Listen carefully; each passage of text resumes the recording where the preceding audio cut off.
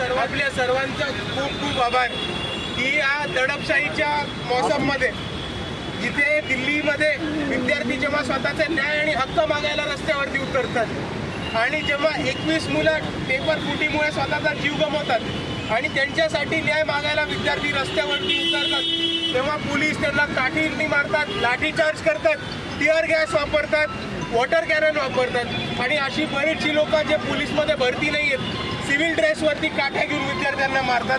अशी क्रूर घटना या भारत देशाच्या राजधानीमध्ये झाली आहे आणि यांनी या देशाच्या लोकशाहीला काळीमा फासण्याचं काम केलेलं आहे। आणि या दडपशाहीच्या वातावरणामध्ये आपण सर्वांनी पोलिसांच्या, सरकारच्या, मोदीच्या, फडणवीसांच्या दडपशाहीला न घाबरता आपण आंदोलन करताय याच्याबद्दल मी आपल्या सर्वांना क्रांतिकारी जय भीम करतो।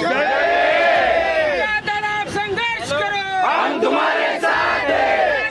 संघर्ष करो, हम तुम्हारे साथ हैं। आणि हा मोर्चा चालू झालेला दिल्लीमध्ये तर धर्मेंद्र प्रधानांचा राजीनामा मागायला, पेपर फुटणाऱ्यांमध्ये जे कोण सहभागी होते त्यांच्यावरती कारवाई करायला आणि परत कोणत्याही प्रकारचं पेपर फुटी होणार नाही याच्यासाठी बरोबर।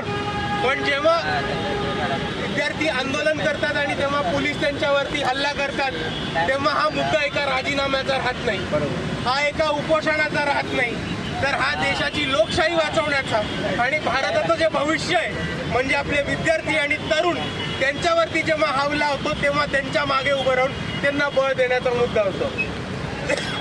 म्हणून आता जर मोदी आणि शहांना धर्मेंद्र प्रधानांवरती प्रेम असेल तर तुम्ही त्यांना ठेवून घ्या, तुमच्या घरामध्ये ठेवून घ्या। आता आम्हाला धर्मेंद्र प्रधानांचा राजीनामा नकोय, आता आम्ही नरेंद्र मोदी आणि अमित शहाला बदलल्याशिवाय